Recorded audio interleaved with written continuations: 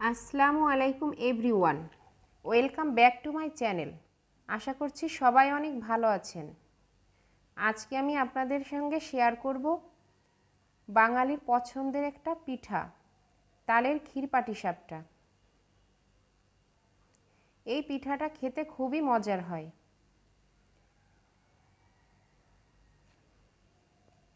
আপনারা অবশ্যই বাসায় একবার ট্রাই করে দেখবেন, আর ভিডিওটি না টেনে সম্পূর্ণ ভিডিওটি দেখতে থাকবেন।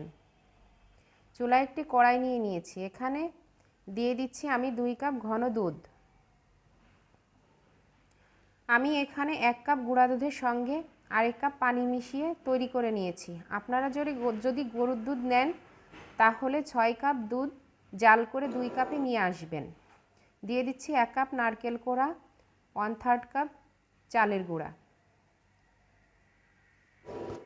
দিয়ে দিচ্ছি 1 কাপ তালের পাল্প।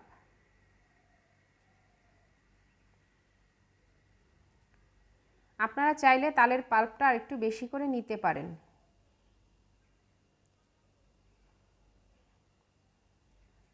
দিয়ে দিচ্ছি 1/3 কাপ খেজুরের গুড়। খেজুরের গুড় দিয়ে এই ক্ষীরটা তৈরি করলে খেতে খুবই মজার হয়। এখন একটু নেড়েচেড়ে মিশিয়ে নিচ্ছি। এখন রান্না করে নিব এভাবে মিডিয়াম আঁচে কিছুক্ষণ। দিয়ে দিব স্বাদ মতো লবণ। মিডিয়াম আছে এভাবে রান্না করে নিতে হবে।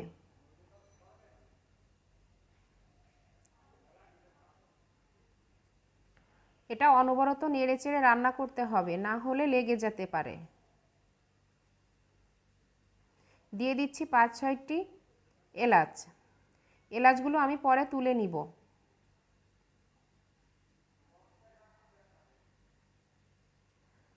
আমার ক্ষীরটা প্রায় হয়ে এসছে।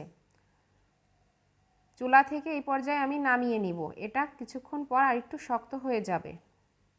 নিয়ে নিচ্ছি 2 কাপ দুধ। এখন আমি ঘন দুধ নেইনি, এটা এমনি দুধই নিয়েছি। দিয়ে দিচ্ছি 1/2 কাপ তালের পাল্প, দিয়ে ভালোভাবে একটু নেড়ে মিশিয়ে নিলাম। দিয়ে দিচ্ছি 2 কাপ চালের গুঁড়া,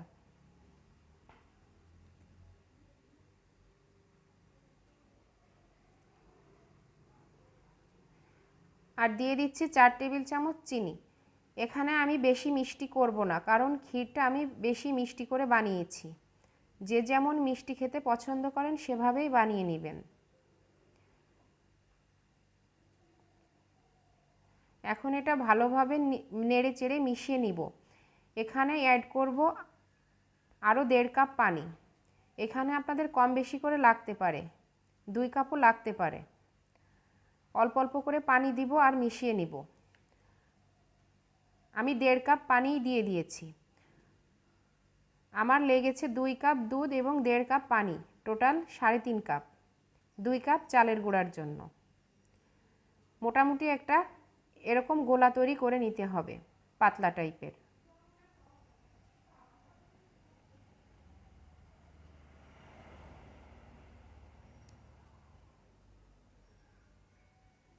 এখন আমি চলে যাচ্ছি চুলায়। চুলায় একটি ফ্রাই প্যান বসিয়ে দিয়েছি।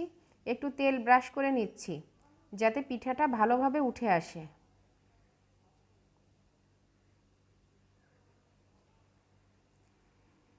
দিয়ে দিচ্ছি গোলা।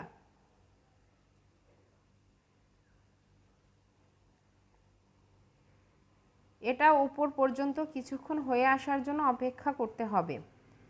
এটা লো আঁচে করতে হবে। দেখুন আমার একটা পিঠা হয়ে গেছে। আমি আরও 2টি পিঠা আপনাদেরকে করে দেখাবো।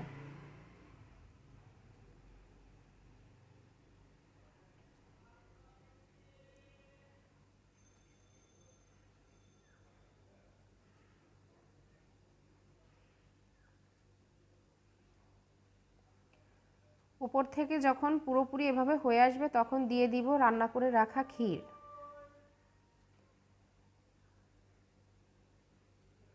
এখন আস্তে আস্তে এভাবে একটু উল্টে ভাঁজ করে নিতে হবে।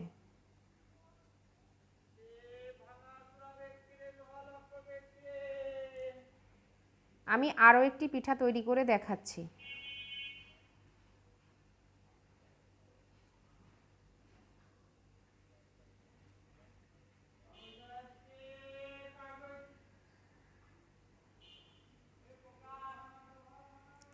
আমি সবগুলো পিঠা এইভাবে তৈরি করে নিব। আমার সবগুলো পিঠা তৈরি করা হয়ে গেছে।